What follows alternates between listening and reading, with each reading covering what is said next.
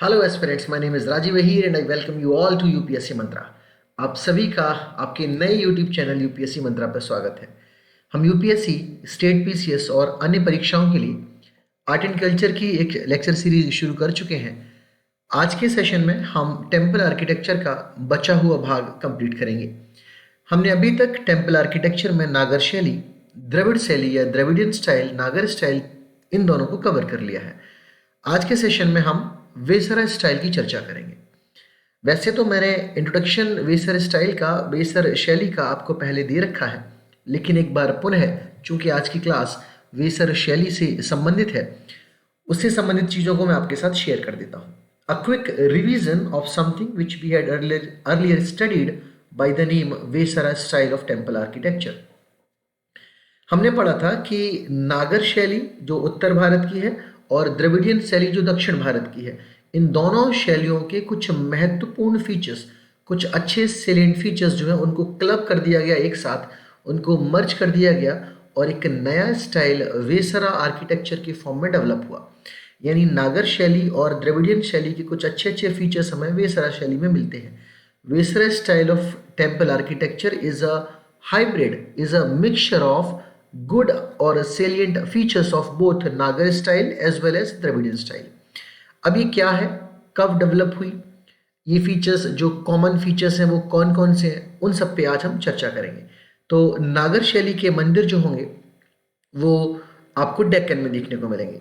तो डेक्कन में हमें वेसरा स्टाइल पढ़ने को मिलेगा। आज जानने की कोशिश करते हैं कि वेसरा स्टाइल जो है उसके फीचर्स कौन कौन से हैं, यानी नागर शैली से कौन कौन से फीचर्स उठाए गए हैं और वेसर स्टाइल में द्रविडियन शैली या द्रविडियन स्टाइल से कौन कौन से फीचर्स उठाए गए हैं, और इन दोनों के यानी नागर और द्रविड़ के दोनों शैलियों के कौन कौन से इंपॉर्टेंट कैरेक्टरिस्टिक्स ऐसे हैं जिनको क्लब करके, जोड़ के, मर्ज करके वेसर स्टाइल तैयार किया गया है।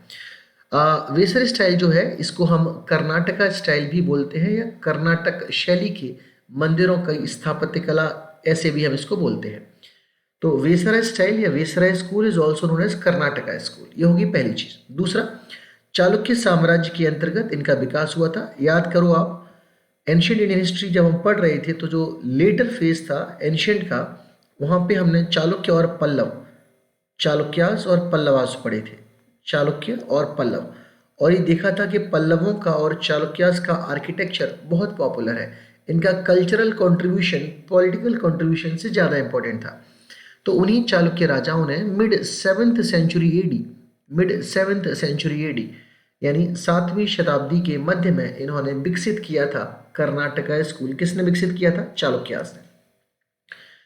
अब ये जो स्टाइल है वेसरा स्टाइल, इसमें नागर शैली और द्रविडियन शैली, इन दोनों के इम्पोर्टेंट जो फीचर्स हैं उसको जोड़ दिया गया है, तो इसलिए ये एक हाइब्रिड स्टाइल हो गई। तो वेसर स्टाइल हुई एक हाइब्रिड स्टाइल। हाइब्रिड का मतलब है कि इसको हम नागर और द्रविड़ शैली के अच्छे अच्छे फीचर्स से क्लब कर देते हैं। तो वो फीचर्स कौन कौन से हैं जो नागर स्टाइल से उठाए गए और वो फीचर्स कौन से हैं जो द्रविडियन स्टाइल से उठाए गए। आप देखोगे कि इन वेसर स्टाइल के मंदिरों में विमान को इंपॉर्टेंस दी गई है और मंडपम को।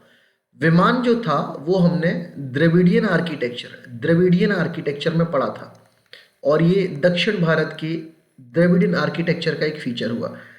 तो द्रविडियन आर्किटेक्चर से इन्होंने विमान उठाया, और मंडप जो हमने नॉर्थ इंडिया की नागर शैली में पढ़ा था, अर्धमंडप, मंडप और महामंडप, तो मंडप उठाया इन्होंने नागर स्टाइल से। कहाँ से उठाया? नागर स्टाइल से। तो वेसर स्टाइल में हमें मंडप देखने को मिलेंगे जो नागर शैली से उठाए गए हैं, और विमान देखने को मिलेंगे जो द्रविडियन स्टाइल में है।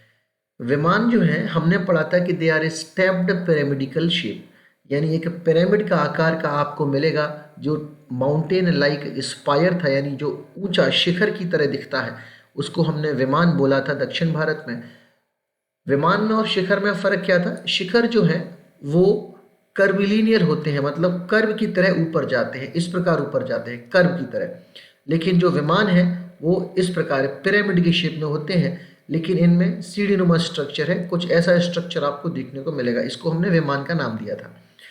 तो विमान वाला फीचर वेसर स्टाइल में द्रविडियन शैली से उठाया गया है और मंडप वाला नागर शैली से उठाया गया है। दूसरा, एक ओपन एम्बुलेटरी पैसेज पे होगा, प्रदक्षिणा पथ होगा। क्या होगा? प्रदक्षिणा पथ, जहां हम अपने मुख्य देवता के इर्द गिर्द परिक्रमा लगाते हैं, जो गर्भगृह के आसपास होता है, वो आपको देखने को मिलेगा।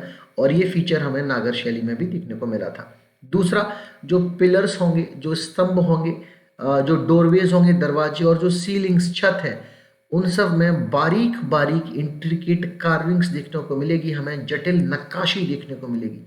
Minute carvings, intricate carvings, beautiful carvings, minute carvings के रूप में हमें देखने को मिलेगी नक्काशी, जो बहुत ही कॉम्प्लेक्स तरीके से सजाई गई होगी, बहुत सूक्ष्मता से बनाई गई होगी। ऐसी नक्काशी हमें कहाँ कहाँ देखने को मिलेगी? वेसर स्टाइल में, सीलिंग्स, छतों पर, दरवाजों पर, और पिलर्स, स्तंभों पर। वेसर स्टाइल की बाकी के फीचर्स फटाफट देख लेते हैं। तो पहले फेज में ये चालुक्यास के द्वारा डेवलप किया गया था। चालुक्यास कहाँ के? बादामी और कल्याणी। तो चालुक्यास के अलग अलग जो है वो डिविजन्स हैं। Chalukyas of Vatapi, Chalukyas of Kalyani, Chalukyas of बेंगी। तो चालुक्यों के बाद हम राष्ट्रकूट की तरफ आते हैं। अब ये राष्ट्रकूट कौन है? याद करो political history, early medieval India वाली। हमने पढ़ा था कि एक ट्राइपार्टाइट स्ट्रगल था। ट्राइपार्टाइट स्ट्रगल, तीन पार्टी के बीच में। बंगाल की तरफ, ईस्ट की तरफ जो है पाल शासन था, पालास का था। इधर आप आ जाओगे तो गुर्जर प्रतिहार, वेस्टर्न इंडिया, गुर्जर प्रतिहार, गुर्जर प्रतिहार। और डेक्कन की तरफ आ जाओगे तो राष्ट्रकूट, राष्ट्रकूट। इन तीनों के बीच में ट्राइपार्टाइट स्ट्रगल था। किसको लेकर? कन्नौज को लेकर। कन्नौज और नॉर्थन इंडिया का जो फर्टाइल ट्रैक्ट है उसको लेकर ये तीनों आपस में लड़ रहे थे। इसको ट्राइपार्टाइट स्ट्रगल हम बोलते हैं। तो राष्ट्रकूट, डेक्कन के जो हैं, इन्होंने इसके बाद इन मंदिरों को, यानी होयसाला स्कूल ऑफ आर्किटेक्चर को डेवलप किया। किसके बाद? चालुक्यों के बाद। कुछ उदाहरण, जैसे कैलाश मंदिर जो एलोरा का है। अब आपको याद होगा अजंता, एलोरा, बाघ केव्स, हमने इसमें बहुत सारे फीचर्स पढ़े थे। केव आर्किटेक्चर पढ़ा था, है ना। हमने यहाँ पे चैत्याज और बिहाराज पढ़े हैं। कुछ टॉपिक्स में अभी फिर लेके आऊँगा, वहाँ पे चीज़ें क्लियर हो जाएंगी। तो राष्ट्रकूतों ने वेसर स्टाइल की टेम्पल आर्किटेक्चर को फिर आगे डेवलप किया। कैलाश मंदिर इसका एक उदाहरण है। इसके बाद तीसरे चरण में होयसाला वंश, होयसाला डायनेस्टीज ने यहाँ पे मंदिरों का विकास किया। कौन से मंदिर हैं ये? वेसर स्टाइल के मंदिर हैं, जिसमें नागर शैली और द्रविडियन शैली के फीचर्स क्लब कर दिए गए हैं, मर्ज कर दिए गए हैं, एक साथ शामिल कर दिए गए हैं। तो होयसाला डायनेस्टी के कुछ एग्जाम्पल मंदिरों के, जैसे हालेबिडु टेम्पल हो गया, बेलूर टेम्पल हो गया। अब नागर शैली का जो इन्फ्लुएंस है, शिखर वाला, कर्विलिनियर शिखर। अभी थोड़ी देर पहले हमने बताया कि जो नॉर्थ इंडिया में टेम्पल्स थे उसमें शिखर पाया जाता है, जो इस प्रकार कर्व शेप में रहता है, ऊपर जाके मर्ज होता है। इसी शिखर को हम दक्षिण भारत में विमान बोलते हैं। लेकिन ये विमान का स्ट्रक्चर चेंज हो जाता है, ये पिरामिडिकल हो जाता है। कैसा हो जाता है? पिरामिडिकल स्ट्रक्चर हो जाता है। तो यहाँ पे हम देख रहे हैं कि इन मंदिरों में होयसाला डायनेस्टी के बनाए गए हालेबिडु और बेलूर, इन टेम्पल्स में नागर शैली के शिखर का आपको इन्फ्लुएंस देखने को मिलेगा। और साथ ही साथ स्क्वायर बेस, यानी हमने नागर शैली में ही देखा था कि स्क्वायर बेस के ऊपर इन्होंने एक माउंटेन लाइक स्पायर, जिसको शिखर बोलते हैं, वो बनाया था। तो ये फीचर्स यहाँ पर वेसर शैली में देखने को मिलेंगे। होयसाला डायनेस्टी के टाइम पीरियड में जो मंदिर बनाए गए थे उनमें कौन कौन से फीचर? एक कर्विलिनियर शिखर देखने को मिलेगा और एक स्क्वायर बेस देखने को मिलेगा। कहाँ पे? वेसर मंदिरों में, वेसर शैली के मंदिरों में। अगला एक और फीचर कि द्रविडियन स्टाइल से और क्या उठाया गया है? तो द्रविडियन स्टाइल से एक फीचर और उठाया गया है, जरा देखते हैं। द्रविडियन स्टाइल से ये है इंट्रिकेट कार्विंग्स, यानी सूक्ष्म, बारीक और जटिल नक्काशी जिसको बोलते हैं, स्कल्पचर्स यानी मूर्तियां। इसके अलावा डिजाइन ऑफ विमान, विमान में आपको समझा चुका हूं क्या है। और फिर विमान जो डिजाइंड है, यानी स्टेप्ड पिरामिड की तरह दिखता है, टेरेस्ड शिखर की तरह दिखता है। एक ऐसा शिखर जिसमें सीढ़ी नुमा स्ट्रक्चर है, इसी को हम स्टेप्ड पिरामिड बोलते हैं, इसी को हम विमान बोलते हैं। तो ये सारे स्ट्रक्चर वेसर टेम्पल्स में पाए जाते हैं। अब इसके कुछ फीचर्स कौन कौन से मंदिर, जैसे डोडा बेसप्पा टेम्पल जो डंबल में है, लड़खन टेम्पल जो आईहोल में है, और बातापी में जो मंदिर पाए गए हैं वो इसी बेसर स्टाइल और बेसर शैली के हैं। एक बार वापस से इसको हम ध्यान से समझते हैं। ये टेम्पल आर्किटेक्चर जो है आपका वेसर स्टाइल का है। कौन सा है? वेसर स्टाइल का। और वेसर स्टाइल हमारी बनी कैसे है, जरा एक बार क्विक रिवीजन कर लेते हैं। वेसरा स्टाइल, हमारा वेसरा स्टाइल बना है नॉर्थ इंडिया की नागर शैली, नगरा स्टाइल, और दूसरा हमारा है द्रविडियन स्टाइल जो साउथ इंडिया का है टेम्पल आर्किटेक्चर में।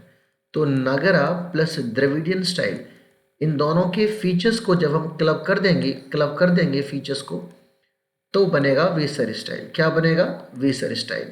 अब इस वेसर स्टाइल में कौन कौन सी चीज़ें हमें देखने को मिलेंगी? अगर आप ये देखोगे ये वाला स्ट्रक्चर, तो इस वाले स्ट्रक्चर में ये हमें कुछ ना कुछ कैसे दिख रहा है? ये दिख रहा है विमान के आकार का। कैसा दिख रहा है? विमान के आकार का। क्योंकि अगर ये स्ट्रक्चर शिखर होता तो ये कर्विलीनियर होता। कैसा होता? कर्व में जाके टॉप पे ऊपर मर्ज हो रहा होता। किसमें? कर्व में।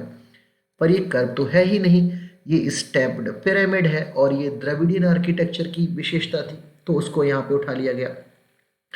और दूसरा, आप ऐसे मल्टीपल शिखर नहीं देख रहे हो, यानी उरुश्रृंग नहीं देख रहे हो, जो कि नागर शैली की पहचान थी। मल्टीपल शिखर वहाँ पे हमें मिलते थे, छोटे छोटे और भी कई सारे शिखर मिलते थे, जिनके नीचे ईश्वर जो मुख्य देवता हैं, जो मुख्य गर्भगृह में प्रधान देवता हैं, उन्हीं के अवतार हमें देखने को मिलते थे।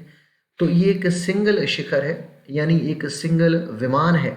तो ये द्रविडियन आर्किटेक्चर की विशेषता को उठाता है। यहाँ पर वेसर आर्किटेक्चर में हमें क्या देखने को मिला कि इन्होंने विमान वाला कॉन्सेप्ट द्रविडियन शैली से उठाया है। ठीक है।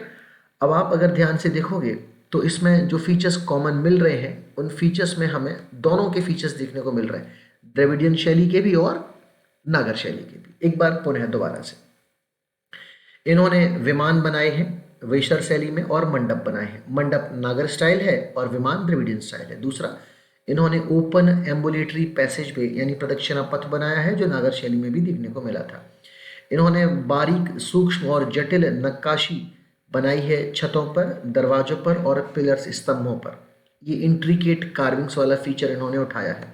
इसके बाद बातापी और कल्याणी के टाइम पीरियड में चालुक्यों ने मंदिरों के कुछ विकास किए वेसर स्टाइल में, राष्ट्रकूतों ने कुछ विकास किए वेसर स्टाइल में, और फिर होयसाला राजवंश ने, होयसाला डायनेस्टी ने भी कुछ विकास किए वेसर स्टाइल में। मंदिरों के एग्जाम्पल्स दिए गए हैं। राष्ट्रकूतों के जो मंदिर उन्होंने बनाए वो है कैलाश टेम्पल एलोरा में। होयसाला डायनेस्टी ने जो वेसर स्टाइल में अपना कंट्रीब्यूशन दिया, उसमें जो उन्होंने मंदिर बनाए वो हालेबिडु और बेलूर में पाए गए हैं। नागर स्टाइल का जो कर्बिलीनियर शिखर था, वो फीचर्स भी हमें देखने को मिले हैं। और वेसर स्टाइल जो बनी है, उसमें हमने जो बेस देखा है, मंदिरों के नीचे जो आधार बनाया गया है वो स्क्वायर बेस है, और स्क्वायर बेस हमने नागर शैली में पढ़ा था। स्कल्पचर्स, मूर्तिकलाएं हमें देखने को मिली हैं। इंट्रिकेट कार्विंग्स तो हमने पढ़ ही लिया है, सूक्ष्म और जटिल नक्काशी, स्कल्पचर्स, मूर्तिकलाएं, और उसके साथ साथ विमान वाला स्ट्रक्चर जो द्रविडियन शैली से उठाया गया है, जिसको हम टेरेस्ड शिखर या फिर स्टेप्ड पिरामिड बोलते हैं, वो फीचर भी इन्होंने द्रविडियन आर्किटेक्चर से उठाया है।